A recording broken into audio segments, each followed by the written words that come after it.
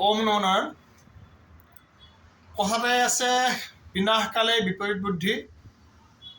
আৰু যেতিয়া মানুহৰ বিনাশ কাল আহে, যিকোনো দল সংগঠন ৰাজনৈতিক দলেই হওক বা সংগঠনেই হওক, বিনাশকাল আহিলে বিপৰীত বুদ্ধি উদয় হয় আৰু কলি প্ৰৱেশ কৰে। মই ক'বলৈ বিচাৰিছোঁ, মই কোনো ৰাজনৈতিক দলৰ নাম মই উচ্চাৰণ কৰিবলৈ মই বিচৰা নাই।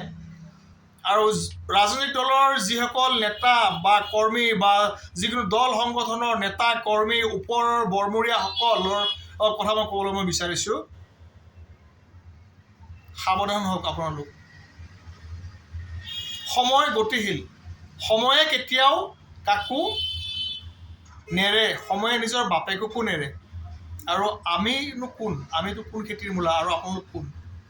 আপোনালোক ৰাজনীতি কৰিছে, আপোনাৰ দল কৰিছে, আপোনাৰ সংগঠন কৰিছে, কৰক, আমাৰ ক'বলৈ নাই। কিন্তু তৃণমূল পৰ্যায়ৰ কৰ্মীৰ ওপৰত যেনেকুৱা আপোনাৰ অনুশাসনমূলক ব্যৱস্থা লয় সত্য কথা কোৱাৰ বাবে, সেয়া কিন্তু বিনাশকালৰ আগজাননী। নাভাবিব যে তৃণমূল কৰ্মীজনক আপোনালোকে উলিয়াই দিলে, আপোনালোকে বহুত ডাঙৰ কাম কৰিলে। আপোনালোকে কেতিয়াও নাভাবিব, সত্য কথা ক'বই। আপোনালোকে কিন্তু ওচৰত গ'লে শুনিবৰ আপোনাৰ সময় নাই।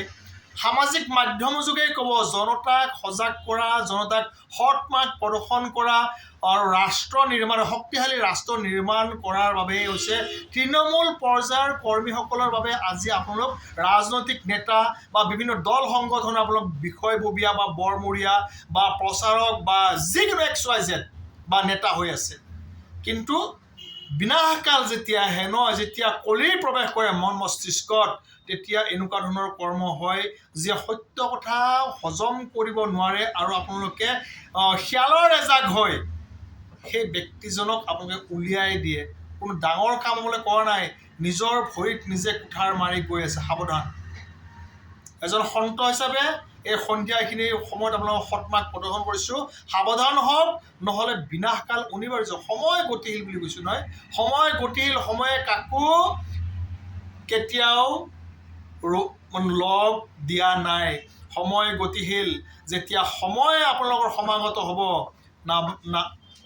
বুজি লওক, জনতা জনাৰ্দন বুলি কয়। জনতা জনাৰ্দন, জনতাই সদায় সৎ মাৰ্গ সৎ পথেৰে চলি আছে। আৰু বিভিন্ন দল সংগঠন হওক বা ৰাজনৈতিক দলৰে হওক, যিকোনো হওক XYZ, ভোগ বিলাস বেংক বেলেঞ্চত ব্যস্ত হৈ থকা বুলি ক'লে হয়তো ভুল নহ'ব।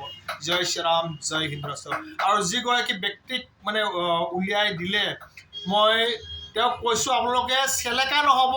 চেলেকা হ'লে এনেকুৱা হয়, আপোনালোকে নিজৰ কৰ্ম কৰক, দল সংগঠনত থাকি শক্তিশালী কৰক।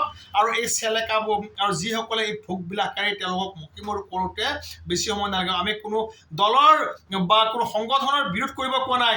এইসকল ব্যক্তি যিসকল লোভী, যিসকলে ভোগ বিলাস, পেট পালেং আৰু বেংক বেলেঞ্চত ব্যস্ত থাকে, তেওঁলোকক বিনাশ কৰিবলৈ সকলো তৃণমূল পৰ্যায়ৰ সনাতনী জনতা একত্ৰিত হ'বলৈ মই আহ্বান জনালোঁ। জয় শ্ৰীৰাম, জয় হিন্দ ৰাষ্ট্ৰ, জয় অসম।